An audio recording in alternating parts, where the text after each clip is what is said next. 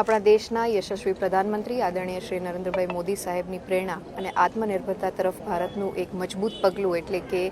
સશક્ત નારી સ્વદેશી મેળો આજરોજ સાળંગપુર ખાતે આ મેળાનું ઉદ્ઘાટન કરવામાં આવ્યું, જેમાં લગભગ 50થી વધારે સ્ટોલ્સ જે આપણા જિલ્લા એટલે કે સાળંગપુર અને બોટાદ જિલ્લાના આસપાસના વિસ્તારના સ્વસહાય જૂથોના માધ્યમથી જે બહેનો લઘુ અને કુટીર ઉદ્યોગ સાથે સંકળાયેલા છે અને ઘરઘરાવ જે પ્રોડક્શન પોતાનું કરે છે, જે આપણી આગવી હસ્તકલા હોય કે આપણો આગવો વારસો હોય, આપણી સંસ્કૃતિ હોય એને અને કલાને સાચવવાનું કામ કરતા આ બહેનોને એક પ્લેટફોર્મ આપવાનું કામ જ્યારે ગુજરાત સરકારના આદરણીય મુખ્યમંત્રી શ્રી ભૂપેન્દ્રભાઈ પટેલ સાહેબના નેજા હેઠળ થઈ રહ્યું હોય ત્યારે આ મેળા સમગ્ર ગુજરાતમાં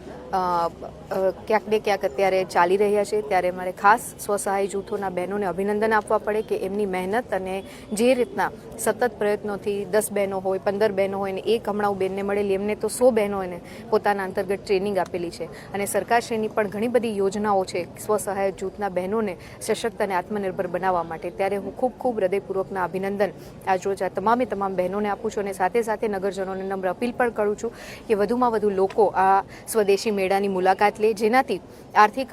સંપન્નતા તો એમને મળવાની જ છે પણ સાથે સાથે એક પ્રેરણા, એક મજબૂતી અને એક આત્મવિશ્વાસમાં વધારો થાય. ત્યારે આપણે બધાએ આ મેળાની અવશ્ય મુલાકાત લેવી જોઈએ. બિલકુલ, અત્યારે દેશ વિકસિત ભારતની દિશામાં જ્યારે આગળ વધી રહ્યું હોય અને આદરણીય પ્રધાનમંત્રીશ્રીની પણ એક સંકલ્પના છે કે 2047 સુધીમાં આપણો દેશ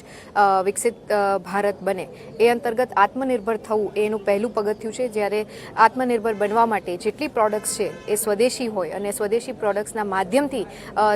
તમામ નાના મોટા ઉદ્યોગકારો હોય, લઘુ ઉદ્યોગ હોય, કુટીર ઉદ્યોગ હોય અને એમાં પણ જ્યારે મહિલાઓ આધારિત જે નાના મોટા બિઝનેસીસ છે એમાં બહેનોનું પાર્ટિસિપેશન વધે અને એના આધારે દેશ વધારે મજબૂતી પ્રાપ્ત કરે, એના અંતર્ગત પણ આ મેળાનો કન્સેપ્ટ રાખવામાં આવ્યો છે. એટલે ખાસ આત્મનિર્ભરતા અને સ્વદેશી એ બે પૂરક રીતે ચાલતા હોય ત્યારે આપણે બધા પણ આ કન્સેપ્ટને વધારે પ્રેરિત કરીએ અને આપણું પાર્ટિસિપેશન નોંધાવીએ.